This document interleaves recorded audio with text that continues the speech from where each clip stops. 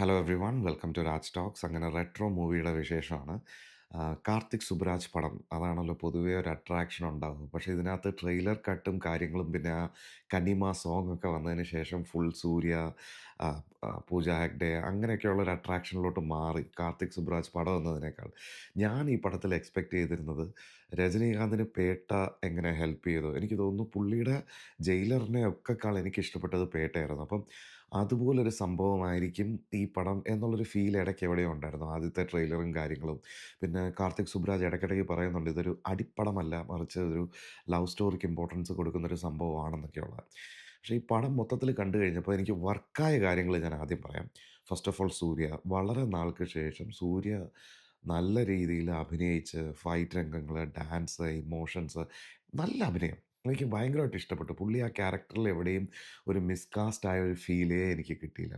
പുള്ളിയുടെ 100% കൊടുത്തിട്ടുണ്ട്. അതിപ്പം ഫൈറ്റ്സിൻ്റെ തന്നെ പല സ്റ്റൈലുകൾ പുള്ളി എടുക്കുന്നുണ്ട്. ഈ ബ്രൂസ് ലീയുടെ മറ്റേ 1 ഇഞ്ച് പഞ്ചൊക്കെ ഉണ്ടല്ലോ, ഇങ്ങനെ ഇടിച്ചൊരാളെ കുറേ ദൂരമൊക്കെ തെറിപ്പിച്ചിടുന്ന അങ്ങനത്തെ സംഭവങ്ങൾ. അതൊക്കെ അങ്ങനെ ഒരുപാട്. പിന്നെ 2 വടി വെച്ചിട്ടൊക്കെയുള്ള ഫൈറ്റും കാര്യങ്ങളൊക്കെ ഉണ്ട്. അതിൻ്റെ പ്രാക്ടീസ് ആണെങ്കിലും അങ്ങനെയൊക്കെയുള്ള രീതിയിൽ പുള്ളി ഭയങ്കരമായിട്ട് എക്സൽ ചെയ്തിട്ടുണ്ട്. അപ്പോൾ ഒരു കാർത്തിക് സുബ്രാജ് എന്നതിനേക്കാൾ സൂര്യയുടെ പേര് നമുക്ക് കുറച്ചുകൂടെ മേളിൽ വെക്കാൻ തോന്നുന്നൊരു സംഭവം ഉണ്ട്. പൂജ ഹെഗ്ഡെ ആയിട്ടുള്ള പുള്ളിക്കാരൻ്റെ ആ ലവ് സീൻസും കാര്യങ്ങളും എല്ലാം വർക്കായി. ഈ അടുത്ത കാലത്തായിട്ട് പുള്ളിയുടെ സിനിമകളിലെല്ലാം ഒരു ഏച്ചുകെട്ടൽ ഫീൽ ചെയ്തിട്ടുണ്ടായിരുന്നു അഭിനയത്തിൽ എനിക്ക് പേഴ്സണലി. പക്ഷേ ഇതിലോട്ട് എത്തുമ്പോഴത്തേക്കും അങ്ങനൊരു ഫീലില്ല. പുള്ളി അത്യാവശ്യം നന്നായിട്ട് തന്നെ പുള്ളി ആ ക്യാരക്ടറായിട്ട് ചെയ്തിട്ടുണ്ട്.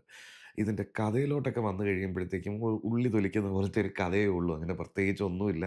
അതിനെ ഡെവലപ്പ് ചെയ്ത് കാർത്തിക് സുബ്രാജ് പുള്ളിയുടെ പൊളിറ്റിക്സും കാര്യങ്ങളും ജിഗർതണ്ഡ ഡബിൾ എക്സിലൊക്കെ പറയുന്നത് പോലത്തെ പൊളിറ്റിക്സും അധികാരവും അടിമത്തവും അങ്ങനെയൊക്കെയുള്ള വലിയ വലിയ ഫിലോസഫിയൊക്കെ ഇതിനകത്ത് എനിക്ക് തോന്നുന്നു മേ ബി ഒരു ഔട്ട്ലൈനായിട്ട് പറയുമ്പോൾ അതിനകത്തുണ്ടായിരുന്നു. പക്ഷേ ഒരു സ്ക്രീൻ പ്ലേ ആയിട്ട് വന്നു കഴിയുമ്പോൾ ഫസ്റ്റ് ഹാഫ് ഒരു ഡീസൻറ്റ് ഇതായിരുന്നു. പക്ഷേ സെക്കൻഡ് ഹാഫിലോട്ടൊക്കെ വന്നു കഴിയുമ്പോൾ നമ്മളിങ്ങനെ കാണുന്നുണ്ട്. പക്ഷേ ഒരു വലിയ ഇമ്പാക്റ്റ് നമ്മളിൽ ഉണ്ടാക്കിയോ എന്ന് ചോദിച്ചു കഴിഞ്ഞാൽ ഇല്ല. ഇപ്പോൾ മലയാളത്തിൽ നിന്ന് വന്ന ജോജു ഒരുപാട് പേരുണ്ട്. സ്വാസികയുണ്ട്. ആം, പിന്നെ മഹേഷിൻ്റെ പ്രതികാരത്തിലെ വില്ലനായിട്ട് വരുന്ന ആ പുള്ളിയുടെ പേര് ഞാൻ മറന്നുപോയി. ആ പുള്ളിയുണ്ട്. ജയറാമേട്ടനുണ്ട്. ജയറാമേട്ടൻ നമ്മൾ വിചാരിച്ച പോലെ അത്രയും ഒരു എന്താ പറയുക, ഗെയിം ചേഞ്ചറിലെ പോലെ ഒരു കോമാളിയൊന്നും പുള്ളി ഇതിനകത്ത് ആക്കിയിട്ടില്ല. പക്ഷേ സ്റ്റിൽ പുള്ളിയുടെ ബെസ്റ്റ് പുള്ളി ചെയ്തിട്ടുണ്ട്. പുള്ളിക്ക് അങ്ങനെ കുറച്ചുകൂടെ സ്ക്രീൻ സ്പേസ് ഉണ്ട്. ഇപ്പോൾ പ്രകാശ് രാജിനെയൊക്കെ വെച്ച് നോക്കുമ്പോഴത്തേക്കും പുള്ളിക്ക് കുറച്ചുകൂടെ സ്ക്രീൻ സ്പേസ് ഉണ്ട്.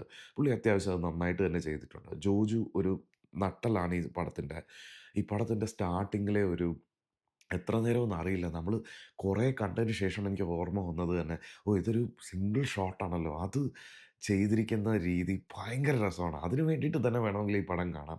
ഇങ്ങനെ നമ്മൾ ഈ സിംഗിൾ ഷോട്ടിൽ എടുത്തിരിക്കുന്ന ഇപ്പോൾ അഡോളസൻസ്, പിന്നെ നമ്മൾ മലയാളത്തിലൊരു പടത്തിലും ഇങ്ങനെ കുറച്ച് സീൻ അങ്ങനെ ചെയ്തിട്ടുണ്ടായിരുന്നു. ഇതും അങ്ങനെയാണ്. ഒരു 10, 15 മിനിറ്റെങ്കിലും കാണുമെന്ന് തോന്നുന്നു. അതിലാണ് ഈ കനിമയൊക്കെ വരുന്നത്. സോറി, ഒരു ചെറിയ ത്രോട്ട് പ്രോബ്ലം ഉണ്ട്. അപ്പം ഇങ്ങനെ ചൂടുവെള്ളമൊക്കെ കുടിച്ചിട്ടാണ് ശരിക്കും റിവ്യൂ പറയുന്നത്. അപ്പോൾ അങ്ങനത്തെ കുറേ ഫാക്ടേഴ്സ് ഒഴിച്ച് വെച്ച് കഴിഞ്ഞാൽ ഒരു വൺ ടൈം വാച്ചബിൾ ഒരു എബോവ് ആവറേജ് അനുഭവമാണ്. സെക്കൻഡ് ഹാഫൊക്കെ തുടങ്ങി കഴിയുമ്പോഴത്തേക്കും നമുക്ക് മനസ്സിലാവും ഇത് ഏതാണ്ട് എങ്ങോട്ടാണ് പോകുന്നത്. ഇതിൻ്റെ ഒരു രീതിയും കാര്യങ്ങളൊക്കെ ഒരുവിധം നമുക്ക് ഗസ് ചെയ്യാൻ പറ്റും. കാരണം നമ്മൾ ആദ്യം കാണുന്ന കുറച്ച് കാര്യങ്ങളെല്ലാം ഓർത്ത് വെച്ച് കഴിയുമ്പോഴത്തേക്ക് ഓക്കെ, ഇതെല്ലാം റിലേറ്റ് ചെയ്ത് ഇവിടെയാണ്. അതിനൊക്കെ ഒരു ബ്രില്യൻസ് ഉണ്ട്, ഇല്ലെന്ന് പറയുന്നില്ല. പക്ഷേ ആകെ മൊത്തത്തിൽ പറഞ്ഞു വന്നപ്പോൾ മൊത്തത്തിലൊരു ഏച്ചുകെട്ടൽ ഫീൽ ചെയ്യുന്നുണ്ട്. നല്ല ഇഴച്ചിലും ഫീൽ ചെയ്തു. അതങ്ങോട്ടൊരു നമ്മളെ ഹുക്ക് ചെയ്യുന്നില്ല. എന്തൊക്കെയോ നടക്കുന്നുണ്ട്, കാര്യമായി എന്തൊക്കെയോ പറയുന്നുണ്ട് എന്ന് പറയുന്നത് പോലെ. പക്ഷെ നമ്മളിങ്ങനെ കണ്ടുകൊണ്ടിരിക്കുകയാണ്. ഒന്നും നമ്മളെ സ്പർശിക്കുന്ന ലെവലിൽ ഈ സിനിമയ്ക്ക് എന്തെങ്കിലും ഒരു ഇമ്പാക്റ്റ് ഉണ്ടാക്കാൻ പറ്റുമോ എന്ന് ചോദിച്ചു കഴിഞ്ഞാൽ ഇല്ല. ശരിക്കും സൂര്യയ്ക്കൊരു ഹിറ്റ് വേണ്ട സമയമാണ്. പുള്ളിക്ക് അങ്ങനെ ഒരു നല്ല തിയേറ്റർ ഹിറ്റ് ഇതുവരെയും വന്നിട്ടില്ല. അപ്പം പുള്ളിയുടെ ഒരു തിരിച്ചുവരവാണ് ഈ മൂവി എന്ന് ചോദിച്ചു കഴിഞ്ഞാൽ ഇല്ല. ഇനി തിരിച്ചു വരാൻ ഇനിയും വേറെ മറ്റേതെങ്കിലും സിനിമകൾ വാടിവാസൽ വരുന്നു എന്ന് കേൾക്കുന്നുണ്ട്.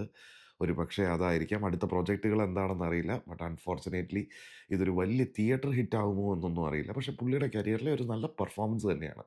ആസ് എ പെർഫോമർ പുള്ളിയുടെ 100% കൊടുത്തൊരു ചിത്രം കുറച്ച് നാളുകൾക്ക് ശേഷം എന്നുള്ളൊരു ഫീലാണ് എനിക്ക്.